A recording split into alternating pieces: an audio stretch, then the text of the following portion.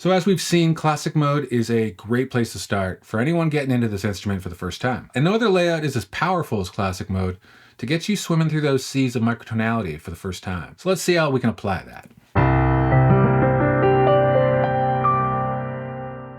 So whether you're a seasoned pianist or just completely new to music, classic mode is a really good jumping off point to take full advantage of Lumatone's capabilities. And if you're looking to play microtonally, this layout is by far the most common way to not just make sense of alternate tunings, but to arrange all those extra notes in the most convenient and efficient way possible. So what you're looking at here is classic mode in its standard 12-tone tuning that we're all used to.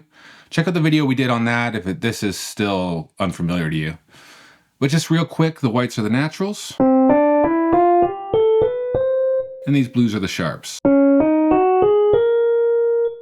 So it's that trusty, familiar piano-like layout. So octaves increase from left to right, just like a piano. But going above and below this middle row I've been playing with here, you'll find repeating note patterns. This is a great way to keep things isomorphic, so every chord type is going to keep its same shape regardless of the root note. So say you just want to do a C major 7. That shape right there is going to be the same if you wanted to play a B flat major 7. And those repeating note patterns keep it isomorphic.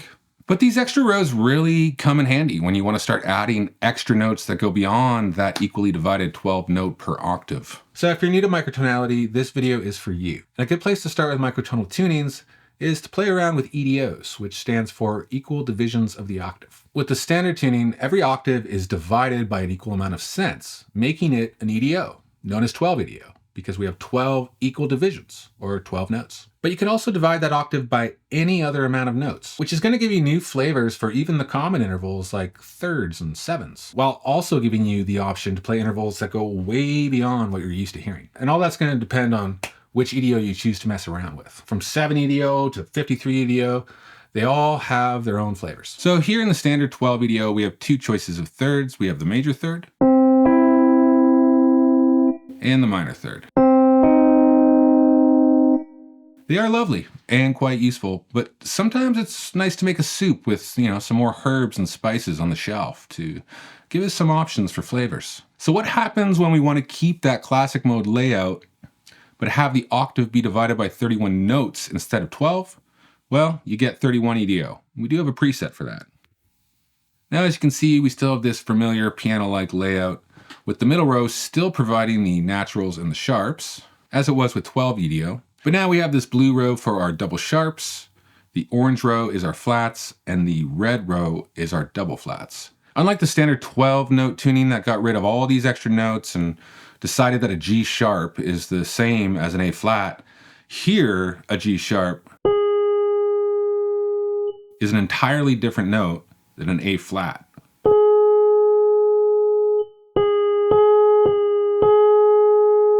So as I've said, these extra notes allow for new flavors of intervals. Suddenly common intervals that you know and love can be shifted to provide new vibes. So let's just look at the two main seventh chords that the standard tuning allows us to play.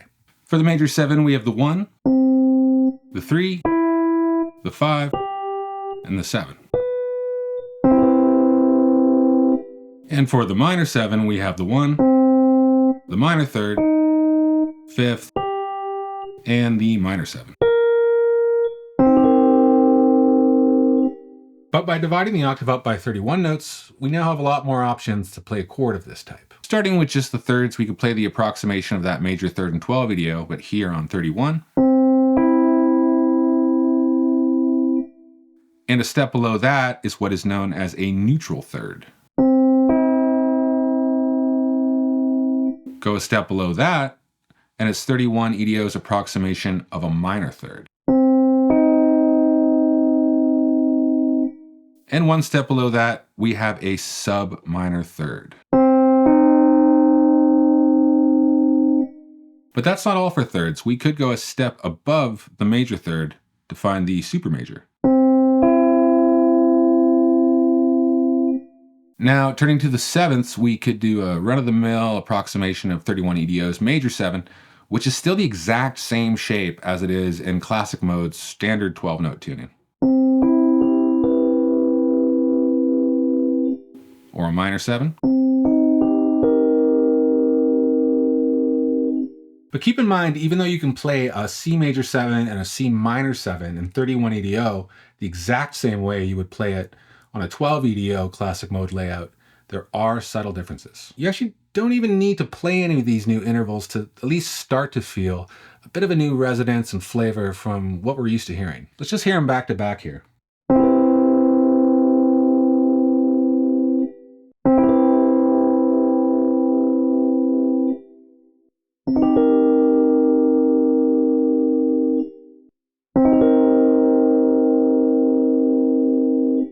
So that may sound a bit subtle to some of you it may not, but when you're playing full progressions and melody lines, it starts to add up and feel different, even when you're just sticking to these common intervals. So if we go back to our 7s here, we'll find that the one step below the minor 7 to here, we get one of the greatest forgotten chords that just can't exist in 12 EDO. It's called the harmonic 7.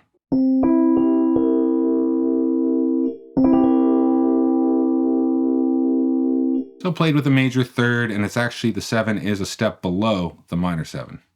Then there's the neutral 7.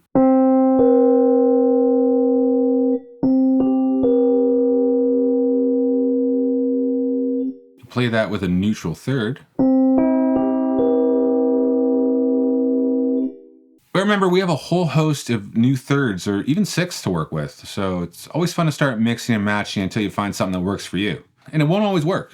You could keep that neutral 7, but maybe experiment with trying it with a minor 3rd.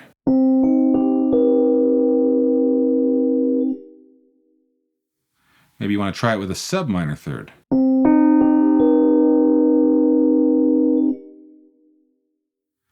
Maybe you want to keep that sub-minor 3rd, but try it with a harmonic 7. Or you could try shifting from a actual harmonic 7 chord to a sub-minor harmonic 7.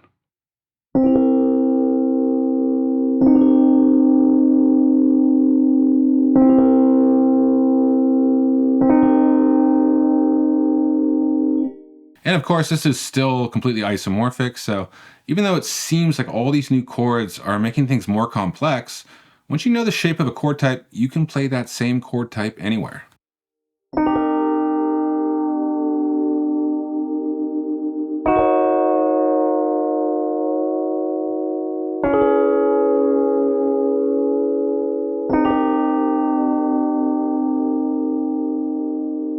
It's kind of neat hearing how that sub-minor harmonic 7, if that's what you want to call it, kind of compares to just the normal minor 7.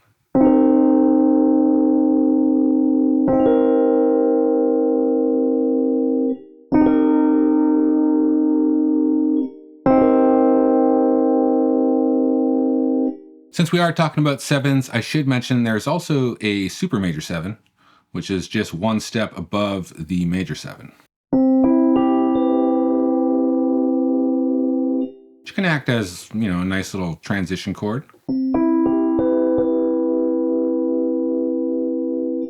So as you can see, Lumatone's really good at making sense of microtonal tunings in a way that anyone, regardless of skill level, can start making microtonal soup. You start by just getting an understanding of classic mode and the standard 12-tone tuning. And from there, it's as easy as choosing a different equal division of the octave and seeing each color-coded row as a new flavor or potential variation on chords and melodies that you might even normally play in standard tuning. Now, of course, this is all just a jumping off point for microtonality. It can be as simple or as complicated as you'd like. There really is no brick wall with this stuff. There is always room to grow. But getting into classic mode and then into EDOs is just a really inviting way to start exploring all these new pitches and note relationships. So hopefully this demystified some of these concepts for you, and we'll see you next time, folks.